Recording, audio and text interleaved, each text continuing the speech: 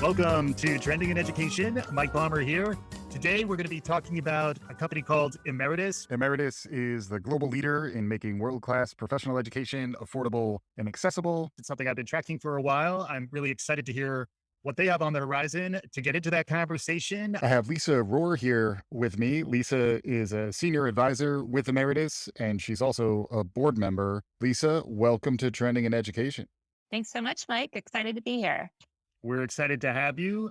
We wanted to get into all the intricacies of executive education and online learning. Emeritus is a global company. We'll save all of that for a little bit later. Before we get into that, we wanted to hear more from you. What's your background, your origin story, if you will? How did you get to this point in your professional life? Spin us a yarn. Tell us a tale. How did you get to this point in your career? Yeah, I come from a background in higher education. I did a PhD in organizational behavior back in the day. And although I absolutely love universities and teaching, I opted not to pursue a tenure track position when I graduated, mostly because of the heavy focus on peer-reviewed research, which just wasn't very interesting and exciting to me. But because I love universities, I love the ideas that come out of universities, I've really spent my career trying to bridge academia with practice. And, Mm. because I came out of a business school, there's a lot of practice out there that can benefit from the great ideas that are being generated in academia. Mhm. And so that has led me to a career in executive education, case writing, consulting, teaching, doing all sorts of things. But I came across Emeritus about 6 years ago, and the mission of making high quality education more accessible and affordable just really resonated with me. It so very much aligns to what I'm passionate about. I wanted to learn more about online education. I was actually not involved in online education before that. So I thought, oh, this is a good way to get some experience with it. So I jumped in and I've been here ever since. Right now, I'm focusing my time on university partnerships, working with universities to grow their portfolios of online and blended offering. Awesome. The pedigree of the universities that you're partnering with is quite impressive. There's many of the top tier graduate programs and universities with name recognition in the US. Emeritus is a global company, and a lot of the partnership is with universities in the US. Can you describe how that relationship works and why it makes sense? Sure. The company actually it was started in India. And in our sort of first iteration about 12 years ago, what our founders were doing was taking schools that are global schools like INSEAD or Wharton and bringing their executive education offerings to markets where they weren't otherwise able to access. India was the first one, obviously, because that's where the founders were. And so that was really how we started. So we've been working with these very big global brands from the beginning. And I guess I could go back and say, our founders are both from India. They both benefited from this education. Ashwin Damera came from Harvard Business School and felt like his fellow countrymen and women didn't have that same opportunity for education that he did. Yeah. He really wanted to bring that to them. And his co-founder, Chait, he went to INSEAD and felt the same way. So that's where they really bonded and where the Emeritus really first started. And so from there, we were able to pivot to online. At first, it was classroom programs, flying faculty to places like India and Dubai and Singapore, filling classrooms or hotel ballrooms with people. Obviously, that's not a super scalable business, but around 2015, when we had Coursera and edX were really starting to gather some attention, they had this insight that could we take what works so well in the classroom in executive education and bring that online? And that was really the pivot that we made at that point. And that has given us the ability to scale and to start working with a lot more universities. Yeah. Yeah. And then interestingly, Coursera frequently is characterized, Udemy, they're frequently called MOOCs, massive open online courses.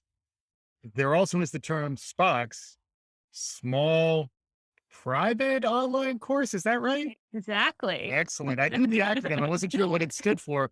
Yeah. What Emeritus is doing is tends a little more towards the small private, higher touch, also building on the background around executive education. Can you talk a little bit about the distinction between a MOOC and a SPOC? Yes, absolutely. When we say small private online course, it is small relative to the MOOC, which can have tens of thousands of people in it. One of our university partners described it this way, that a MOOC is like reading a book. It is information that many, many people can access. But when you come into a SPOC, it's more like having a conversation and getting, sort of more interactive with the material Mm. than you would in a MOOC. We do that in several ways. First of all, it's a cohort based program. You have a bunch of people that start with you and go through the program with you. And in that, we encourage a lot of interaction and learning from each other. And then another difference is that it's very highly supported. So, in addition to faculty contributions, which could be asynchronous, but often also some synchronous webinars that take place throughout the journey, we also have course leaders that are experts in the field that are there to support the learning as we go. So they can really be there to answer questions, help our participants apply the learning to their workplace, that kind of thing. And so it really is a much more interactive, supported experience, and it generally has better outcomes too. MOOCs, a lot of completion rate in those courses are very low, like in the single digits. Yeah. Whereas a SPOC, our completion rates are more 85 to 90%. Wow. So that's appealing to universities, by the way, because you want to create courses that people will finish, Right. and so we really like and we're proud of those completion rates as well. Yeah, that makes sense. And then we've talked a lot about learning as a benefit on this show as a trend that has been emerging, where organizations are understanding increasingly that it's important for them to continue to keep their workforce relevant. At the same time, individuals who are playing with their head up are realizing I need to continue to upskill. I need to continue to reskill to stay job ready. You mentioned executive education. If I want to continue to either stay at an executive level or aspire to get in there. You're seeing both of those things, I imagine, at Emeritus, but I would be curious how you think about it in terms of upskilling. How much of that responsibility is on the individual? How much of that responsibility is really on the organizational side in terms of building out their culture? And then how do companies like Emeritus fit into the equation? Yeah, that's a great question. First of all, in the industry, we talk about B2C and B2B, Mhm. but in reality, it's not quite that black and white. Because while we may have a majority of participants coming into our courses through B2C channels, meaning that we're out there advertising, they're clicking on an ad and coming into the program and paying the fee. What we find is over 40% of our participants actually get reimbursed by their employers, and almost all of them are employed. And so what does that mean in terms of what percentage are actually B2B versus B2C? Mm. So you were asking whose responsibility is it? I think education as a benefit is a terrific retention tool for companies, and it's become more accessible and available now than ever. But I would also say that in this day and age, you can't depend on your company for everything. People have to take control over their own careers and their own development, their own professional development. Yeah. And I think that is just becoming more and more important, because with digital transformation and AI and everything else that's happening, those skills that you learn back in undergraduate or even graduate school, they get old and people need to upskill. And there's been some really fascinating research about this. For instance, McKinsey recently did a study where they decided that 14% of the workforce worldwide will be forced to change jobs in the coming years because of technology changes. Mm. So 14% of jobs will become obsolete in the next few years. Mhm. Gartner did a study where 33% of skills listed in a typical job posting in 2017 were not listed 4 years later. Just Yeah. 4 years later, 1/3 of those skills were no longer appearing in job listings. There's just massive amounts of change that are happening with technology and with the labor force, that in order to keep yourself relevant to your job or to a new job, you have to be willing to go back and learn. Right. And what we know is that people learn better, I think, when they're in that kind of a cohort supported learning environment. Books, I think, can only take you so far if you can't interact with the material. And that's what we're really all about. We're about interacting with that material. We're about applying that learning. And I'll just say one more thing that I really like about the SPOC model and the online model more generally is that because it's done in more bite-sized pieces over time, it gives you the ability to apply those learnings as you go. So if you think about a traditional executive education program, people would leave their jobs, leave their city, fly to another city, sit in a classroom for 5 days, have an amazing transformative experience in the classroom, but then they go back to their jobs. And the question is, how much of that are you using when you go back to your job? Not to say that that's not incredibly valuable, but it doesn't allow for this interaction of learning and trying and learning and trying.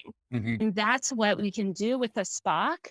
We can space it out over weeks, and that part of the program is to take what you're learning back to your workplace. So I think it's a powerful tool for people. Yeah, and the universities that you're working with are kind of a who's who in terms of what's emerging around executive education, the future of work, the skills that pay the bills in the 21st century. I would want to hear from you a little more on which programs are getting the most adoption lately, particularly in light of the pandemic. And then also, we talk a lot about emerging trends around Web3, whether it's AI or the blockchain or the metaverse, a lot of buzz around some of these new and emerging technologies. And depending on where an employee is in her career, there is a fear of missing out, a desire to stay on top of what's emerging.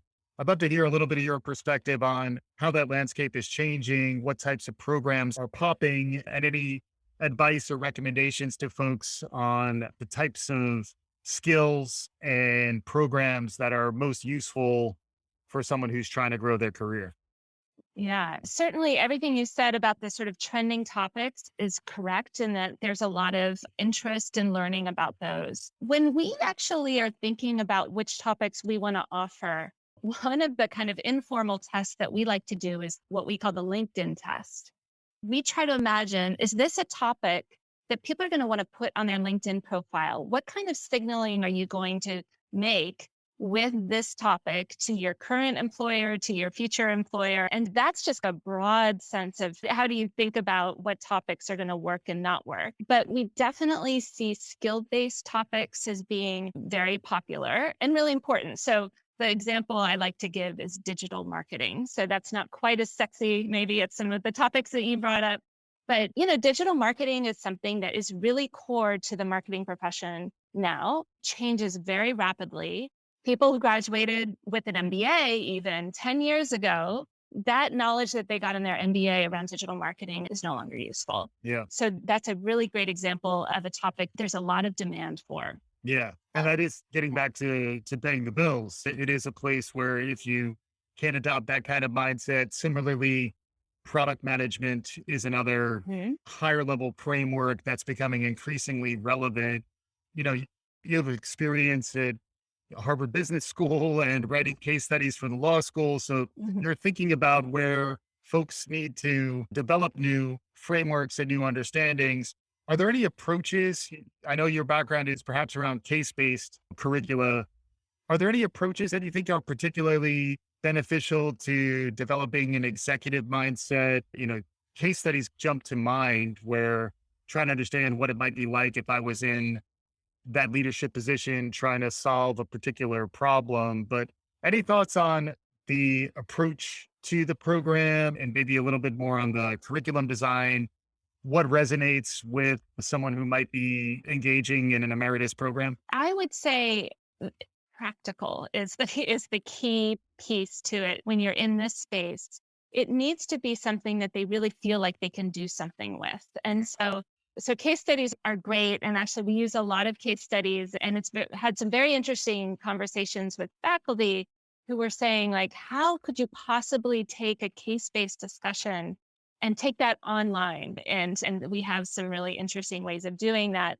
But as you say, it's not the only tool. One of my favorites, and this is very simple, but to have a workbook that you're working through that is, again, asking you to take with each topic taking it back to your workplace, reflecting on it. What are you going to do next? Who do you need to talk to? These are very action oriented, practical tools and steps. That's what people are really looking for. Hmm. And in fact, I would say that when we have put out a course that feels more like a survey course, where we're going to tell you a little bit about this and a little bit about that, and just kind of catch you up on the industry, those courses tend not to do very well. Yeah. People want something that they can take and do something with. Hmm. And from a pedagogy, that differs a lot. So we have a sales course, for instance, that you actually do a lot of practicing with, and you get feedback, video feedback from your other classmates.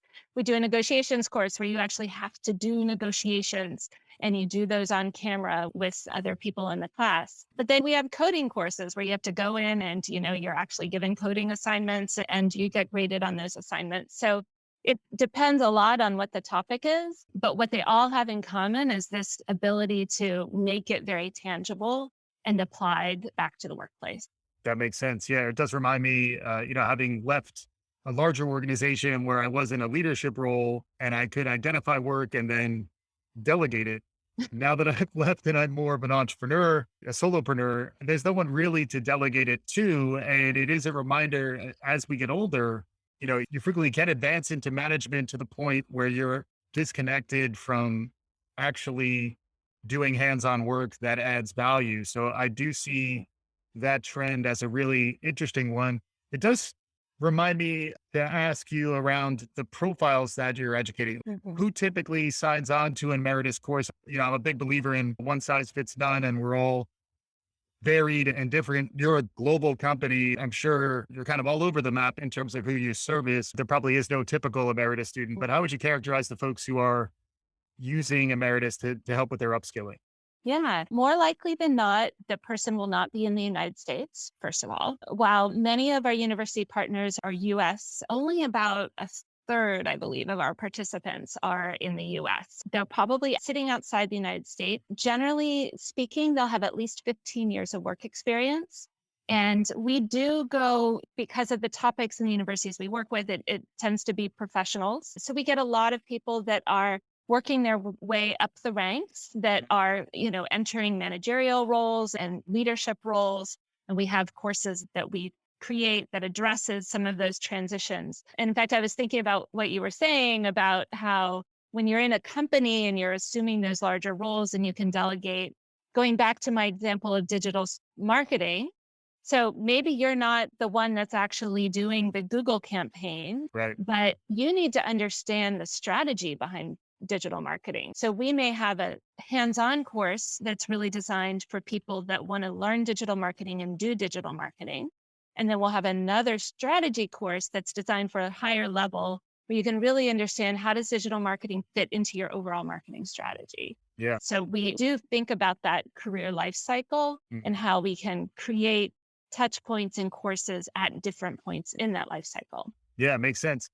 We haven't talked about the great resignation and all of the impacts of the pandemic, which was a forcing function around online learning. So I imagine a lot of folks who were maybe not familiar or just online learning curious, but not really engaging in it, got pushed in this direction. And add to that the fact that I believe a lot of this is, in fact, a global phenomenon, that in light of the pandemic, there has been a rethinking of career paths and re-examination of whether to stay where you are or perhaps explore the job market or enter into new fields. I'd love to get a little bit of your perspective on what that's been like for your perspective individually, and then also perhaps some of how that may have impacted emeritus over recent years.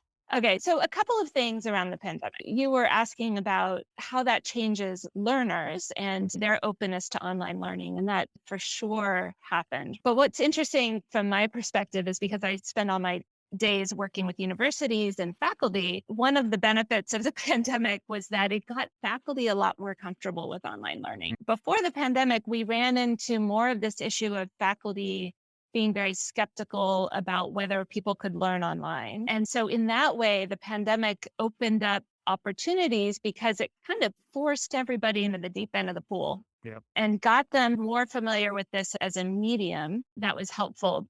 But also from the university side, what happened with the pandemic, in the executive education and professional education departments is it was quite devastating for them. And that's because these guys had primarily been relying on short courses that were classroom based. Yeah. And so, unlike degree programs that would continue because people are signed up for a long duration, Right. these short courses, they all got canceled. And so their business kind of fell off a cliff.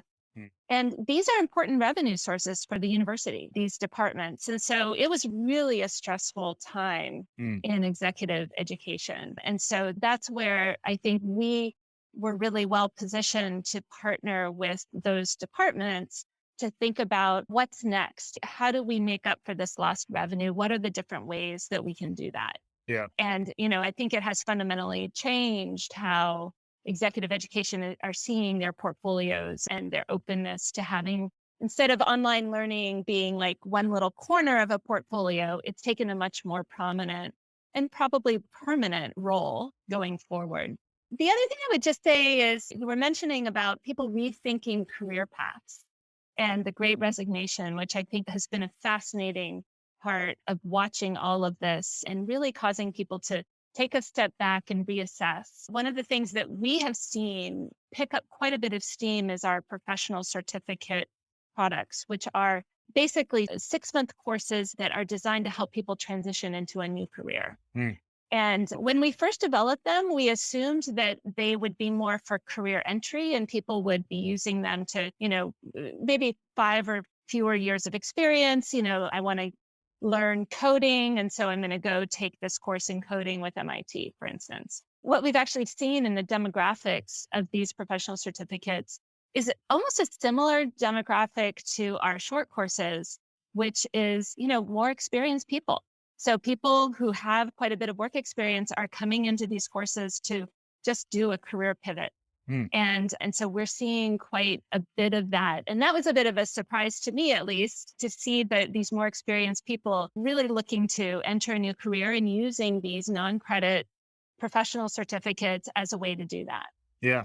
Yeah. It's fascinating stuff. Despite our desire to snap back to the way things were pre-pandemic, it does feel like some of the spaces that you're focused on around online learning, global education, executive education, short courses, certificates, those types of things, the development in that direction, the movement in that direction has accelerated. And it's going to be difficult and probably unwise to move backwards. If this is permanent, I'd be curious how you see this unfolding as we roll into the future.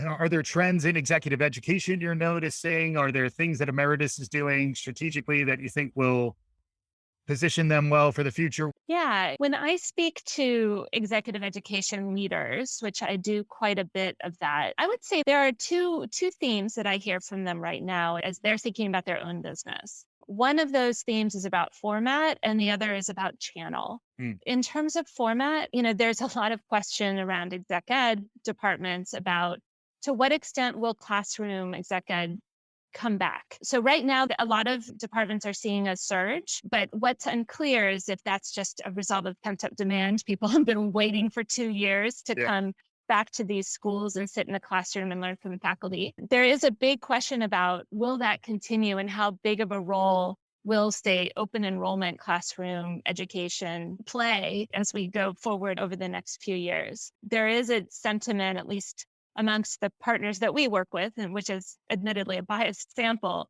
that these SPOCs, these asynchronous or blended programs are absolutely part of the future because people have gotten a taste of the flexibility that they offer. And frankly, I just think there's less appetite, just as there's less appetite to go and spend 5 days in an office, there might be less appetite to fly a plane to the other part of the country for exec ed. People are just feeling like they want to control their time more. And so I fully believe that there is a role for classroom education that is super important and again, transformative. I love to teach in the classroom because I see the impact that it has on people and I think it's wonderful, but there's a practical need for people to be able to have the flexibility that an online or even better blended experience can provide where you do a lot of the work online, but you still get some benefit of being able to come on campus and get that campus experience, but it may not be the entire journey like it was before the pandemic.